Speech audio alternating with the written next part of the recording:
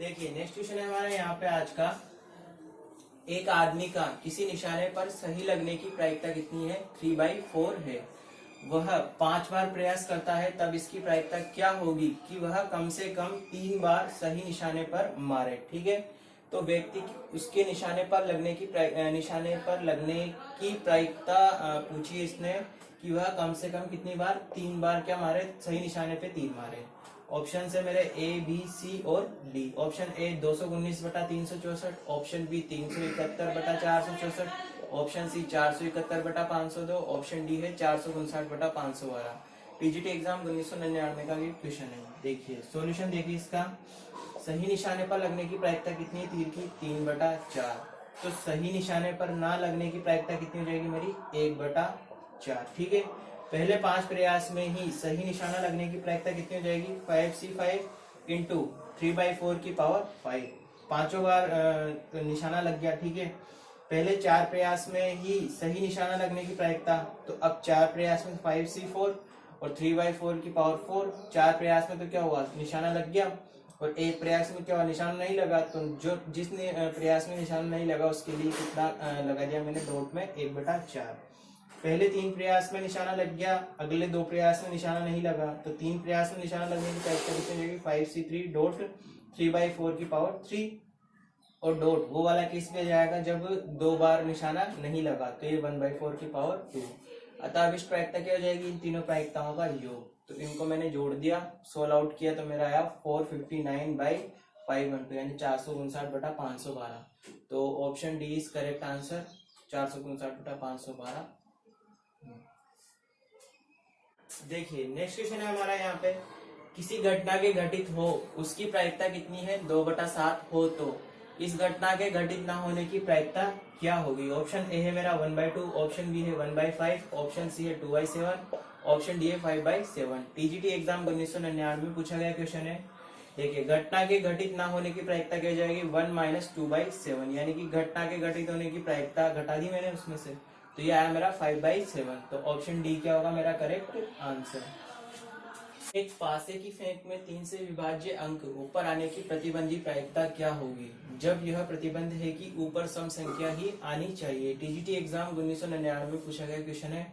Option A है मेरा 1/5, option B 1/8, option C 1/3, option D 1/4। Solution है इसका।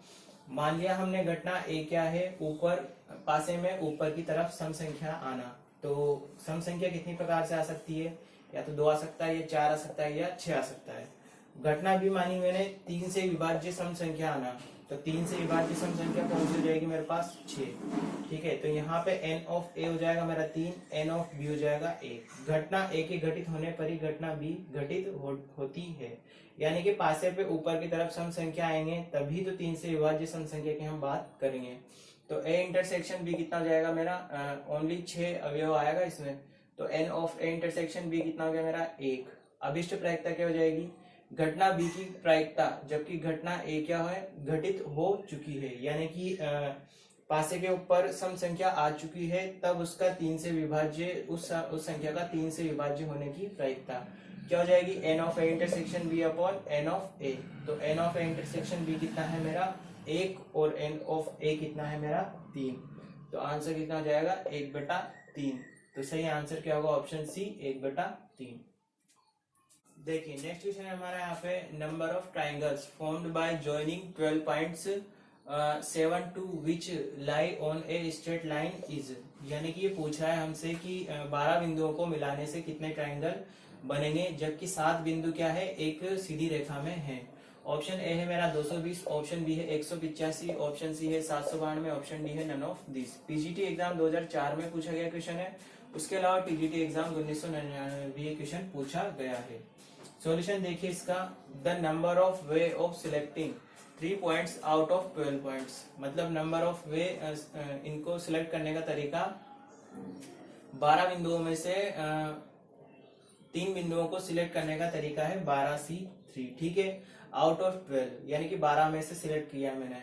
और 7 आर कोलिनियर पॉइंट्स। 7 क्या है? कोलिनियर यानी कि संरेखीय बिंदु है।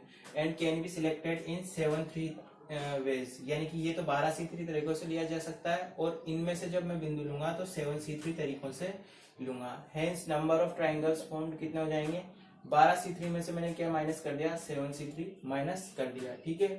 तो कितना आ जाएगा मेरे पास, इसको सोल्व आउट करूंगा मैं, तो ये 220 माइनस 35 185। तो सही ऑप्शन क्या होगा मेरा, ऑप्शन बी 185।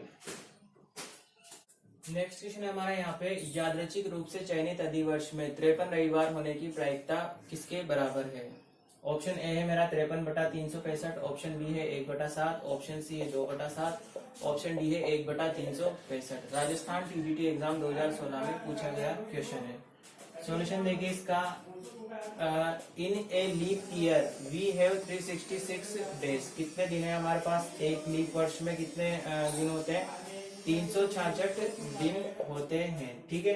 366 दिन का मतलब क्या होता है, 52 वीक्स और 2 डेज, यानी कि 52 तो वीक्स होते हैं जिसमें, और 2 दिन होते हैं। अब इन 2 दिन में क्या होता है, 7 कॉम्बिनेशन होते हैं जो कि पॉसिबल हो सकते हैं। कौन कौन से 7 कॉम्बिनेशन जो है जो पॉसिबल हो सकते हैं, ये पहला तो है मंडे ट्यूसडे, दूसरा है ट्यूसडे वेडनेसडे, तीसरा है वेडनेसडे थर्सडे, चौथा है थर्सडे फ्राइडे, पांचवा है फ्राइडे सैटरडे, छठा है सैटरडे संडे, सातवां है संडे और मंडे, ठीक है। ये 7 कॉम्बिनेशन पॉसिबल है। The 2 combination are in favour of the event. कौन से 2 कॉम्बिनेशन इवेंट के उसमें है, फेवर में है, ठीक है। हेंस द रिक्वायर्ड प्रोबेबिलिटी क्या हो जाएगी मेरे पास, 2/7 जो है मेरे पास रिक्वायर्ड प्रोबेबिलिटी हो जाएगी। तो option C is correct answer, 2/7। Next question है हमारे यहाँ पे, 3 छात्रों x, y तथा z को एक समस्या हल करने के लिए क्या दी जाती है, जिससे हल करने की संभावना क्रमशः 1/2, 1/3 और 1/4 है। समस्या हल होने की संभावना क्या होगी, ठीक है। समस्या हल होने की संभावना इसने पूछी है। ऑप्शन ए है मेरा 1/4, ऑप्शन बी है 1/2, ऑप्शन सी है 3/4, ऑप्शन डी है 1/3। राजस्थान टीजीटी एग्जाम 2016 में पूछा गया ये क्वेश्चन है। देखिए सॉल्यूशन देखिए इसका, जीवन देख क्या दिया हुआ है मुझे, P ऑफ x यानी कि probability of x is equal to 1/2, probability of y is equal to कितनी दे रखी है, 1/3, और प्रोबेबिलिटी ऑफ z कितनी दे रखी है, 1/4। Where x, y, z represent the event, problem can be solved if at least one student solve it। यानी कि अगर तीनों में से किसी भी एक स्टूडेंट ने प्रॉब्लम को सोल्व कर दिया तो वो प्रॉब्लम क्या हो जाएगी, सोल्व मानी जाएगी, ठीक है। तो रिक्वायर्ड प्रोबेबिलिटी क्या हो जाएगी मेरे पास, प्रोबेबिलिटी ऑफ x और y और z, यानी कि तीनों में से कोई भी एक प्रॉब्लम को क्या कर देगा, सोल्व आउट कर देगा, ठीक है। तो ये आ जाएगा मेरे पास probability of x union y union z, ठीक है। तो ये हो जाएगा मेरे पास 1 minus probability of x bar, probability of y bar, probability of z bar. तो ये आ जाएगा यहाँ पे 1 minus probability of x bar क्या है मेरे पास, प्रोबेबिलिटी ऑफ x कितनी है मेरे पास 1/2, तो प्रोबेबिलिटी ऑफ x बार कितनी हो जाएगी 1 माइनस 1/2। इसी प्रकार प्रोबेबिलिटी ऑफ y कितनी है मेरे पास 1/3, तो प्रोबेबिलिटी ऑफ y बार कितनी हो जाएगी 1 minus 1/3। Probability of z bar, तो प्रोबेबिलिटी ऑफ z कितनी दे रखी है 1/4, तो प्रोबेबिलिटी ऑफ z बार हो जाएगी 1 माइनस 1/4। तो फाइनली इसको सोल्व आउट करेंगे तो आ जाएगा 1 माइनस 1/2 इंटू 2/3 इंटू 3/4। इसी को सोल्व आउट करेंगे तो आएगा 1 माइनस 1/4 इज इक्वल टू कितना आ जाएगा 3/4। तो फाइनल आंसर क्या होगा हमारा, ऑप्शन सी 3/4। नेक्स्ट है हमारा यहाँ पे, एक सिक्के को 4 बार उछाला जाता है, कम से कम एक चित्त आने की प्रायिकता क्या होगी। ऑप्शन ए है मेरा 1/16, ऑप्शन बी है 1/4, ऑप्शन सी है 15/16, ऑप्शन डी है 1/2। राजस्थान टीजीटी एग्जाम 2016 में पूछा गया ये क्वेश्चन है। सॉल्यूशन देखिए इसका, एक सिक्के को 4 बार उछालने पर प्राप्त कुल परिणाम कितने होंगे 2⁴, यानी कि 4 बार उछाला मैंने सिक्के को तो कुल परिणाम कितने आ जाएंगे 2⁴। माना घटना ई क्या है, कम से कम एक चित आना, यानी कि कम से कम एक हेड आना। तो ई बार मैंने क्या मान लिया, एक भी हेड नहीं आना, हो जाएगी तो ऑटोमेटिक। तो ई बार क्या हो जाएगी मेरे पास, एक भी हेड नहीं आएगा तो सारे क्या आएंगे टेल। तो ये ई बार कितनी आई मेरे पास 1, ठीक है।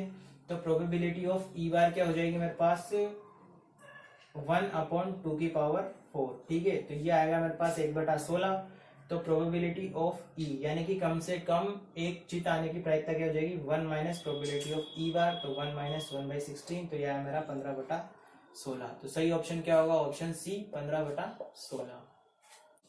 देखिए नेक्स्ट क्वेश्चन है यहाँ पे, डेंजर शब्द के अक्षरों के सभी संभव तरीकों के क्रमचयों को शब्दकोश के अनुसार व्यवस्थित किया जाए तो शब्द क्या JANDER की कोटि यानी कि रैंक पूछा है उसने, ठीक है। तो ऑप्शन ए है मेरा 372, option B 373, option C 393, option D 593। Rajasthan TGT exam 2016 में पूछा गया क्वेश्चन है। सॉल्यूशन देखिए इसका, गिवन वर्ड इज, दिया गया शब्द क्या है मेरे पास DANGER डेंजर, ठीक है। वर्ड स्टार्टिंग फ्रॉम ए से स्टार्ट होने वाले शब्द कितने होंगे, कितने शब्द होंगे? 5 factorial. Word starting with from D कितने होंगे? फैक्टोरियल 5। और वर्ड स्टार्टिंग फ्रॉम ई कितने होंगे? फैक्टोरियल 5, ठीक है। इसके बाद वर्ड स्टार्टिंग फ्रॉम GAD कितने होंगे? Factorial 3। Word starting from GAN कितने होंगे? फैक्टोरियल 3। और word starting from GANDE are,